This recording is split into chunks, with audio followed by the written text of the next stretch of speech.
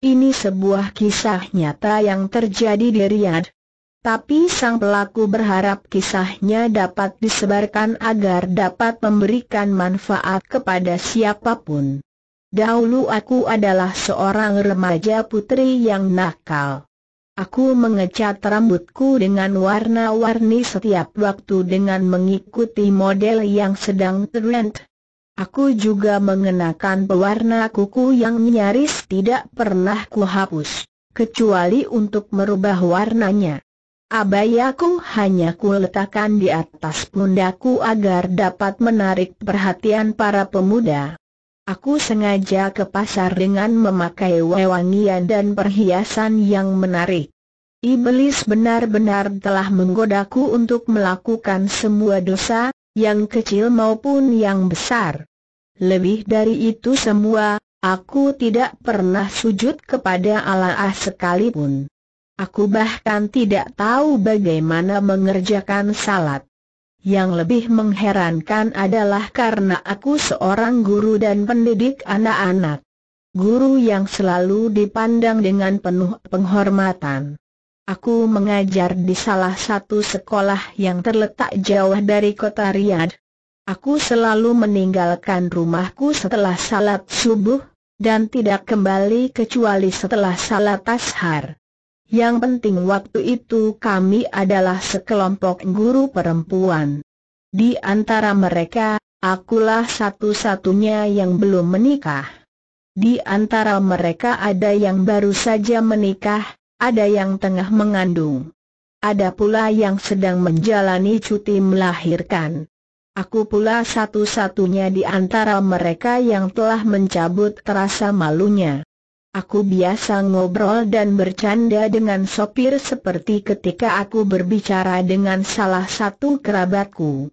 Hari demi hari berlalu, dan aku masih dalam kelalaian dan kesesatanku.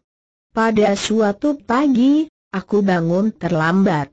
Aku segera keluar dan mengendarai mobil yang biasa kami tumpangi. Ketika aku naik ke mobil dan memperhatikan, ternyata di kursi belakang tidak ada orang lain selain diriku. Aku menanyakan itu kepada sopir, lalu ia menjawab, "Fulanah sakit, yang ini melahirkan, dan..." Mendengar itu, di dalam hatiku aku mengatakan, "Baiklah, karena perjalanannya jauh, maka aku akan tidur hingga nanti kami tiba di tujuan." Aku pun tidur di mobil dan tidak terbangun kecuali saat mobil itu berada di sebuah jalan yang rusak. Aku terbangun dengan penuh ketakutan. Aku membuka penutup jendela. "Jalan apa ini?" tanda seru. "Apa yang telah terjadi?" "Pak sopir, kemana engkau membawaku?" tanda seru. Dengan penuh kesetanan dia menjawab, "Sekarang engkau akan mengetahuinya." Aku memperhatikannya dan aku pun tahu rencana busuknya. Maka dengan penuh ketakutan, aku pun mengatakan, "Pak sopir, apakah engkau tidak takut kepada Allah?" Tanda seru. "Apakah engkau tahu hukuman atas perbuatan yang akan engkau lakukan?" Tanda seru. Dan entah ucapan apa lagi yang kukatakan untuk menghalanginya melakukan niatnya. Yang pasti, aku tahu bahwa aku akan binasa. Dengan penuh percaya dirinya pula si sopir itu mengatakan, "Engkau sendiri, apakah engkau tidak takut kepada Allah? Engkau tertawa-tawa dan bercanda denganku? Apakah engkau tidak tahu kalau engkau telah menggodaku? Dan aku tidak akan melepaskanmu hingga aku melakukan apa yang kau inginkan." Aku pun menangis. Aku mencoba berteriak, tapi tempat itu begitu jauh. Tidak ada seorang pun selain aku dan sopir terlaknat itu. Ini adalah sebuah padang pasir yang menakutkan. Aku memelas dan lelah menangis. Hingga dengan penuh keputusasaan dan menyerah, aku mengatakan, "Kalau begitu biarkanlah aku mengerjakan salat 2 rakaat, Siapa tahu Allah sudi mengasihaniku. Ia pun setuju memenuhi permintaanku. Aku pun turun dari mobil seperti orang yang akan diseret menuju hukuman mati. Aku pun salat. Itu adalah pertama kalinya aku mengerjakan salat dalam hidupku. Aku salat dengan perasaan takut dan pengharapan. Air mata memenuhi tempatku bersujud. Aku memelas kepada Allah agar mengasihiku dan menerima taubatku. Suara tangisku memecah keheningan tempat itu. Dengan cepat kematian terasa begitu dekat. Aku pun menyelesaikan salatku. Menurut kalian apa yang terjadi? Sebuah kejutan terjadi. Apa yang kulihat itu? Aku melihat mobil saudara laki-lakiku datang. Benar sekali, itu saudara laki-lakiku dan jelas sekali ia sengaja mendatangi tempat ini. Aku tidak sempat lagi berpikir bagaimana ia bisa mengetahui tempatku ini. Tapi aku benar-benar gembira dan mulai meloncat-loncat memanggilnya. Sopir itu memarahiku, tapi aku tidak mempedulikannya.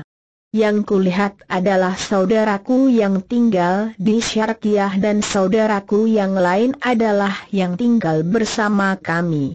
Salah seorang dari mereka pun turun dan memukul sopir itu dengan sebuah kayu yang keras, lalu berkata, "Naiklah bersama Ahmad di mobil. Aku akan menaruh sopir ini di dalam mobilnya sendiri di pinggir jalan." Aku pun segera naik ke mobil bersama Ahmad. Kebingungan menyelimutiku dan aku bertanya padanya, "Bagaimana kalian bisa mengetahui tempatku? Bagaimana engkau bisa jauh-jauh datang dari Syarkiah? Lalu kapan?" "Nanti di rumah, engkau akan mengetahui semuanya," jawabnya. Muhammad pun bergabung bersama kami, dan kami pun kembali ke Riyadh. Sementara aku masih tidak percaya dengan apa yang terjadi.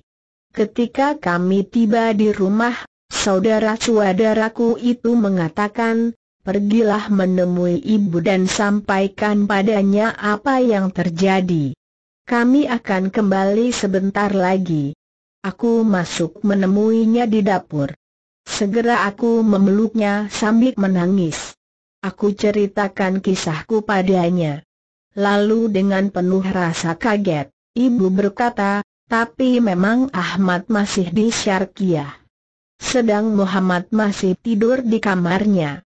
Kami pun pergi ke kamar Muhammad, dan ternyata memang ia masih tidur. Aku membangunkannya seperti orang gila dan bertanya, "Apa yang telah terjadi?" Namun ia bersumpah atas nama Allah bahwa ia tidak pernah keluar dari kamarnya dan tidak tahu peristiwa yang aku alami. Aku segera pergi ke tempat telepon lalu mengangkatnya. Aku benar-benar hampir gila. Aku menelepon Ahmad, tapi ia mengatakan, "Aku sekarang sedang di tempat kerjaku." Setelah itu semua, aku menangis terseduh-seduh. Aku akhirnya sadar bahwa semua yang kualami adalah dua malaikat yang diutus oleh Robku untuk menyelamatkan aku dari tindakan keji sang sopir itu. Aku memuji Allah atas itu semua. Dan itulah yang menjadi sebab aku mendapatkan hidayah. Segala puji hanya untuk Allah.